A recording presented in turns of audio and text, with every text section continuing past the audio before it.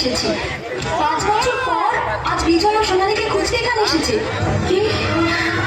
বিজয় বিজয় বিজয় আমাকে খুঁজতে এসেছে? মাই গড, আপনি সে আজকের মেগাস্টার সোনালী। বিজয়ের মুখে নামটা কতবার শুনলাম, অথচ স্বপ্নেও ভাবতে পারিনি সেই সোনালী আপনি।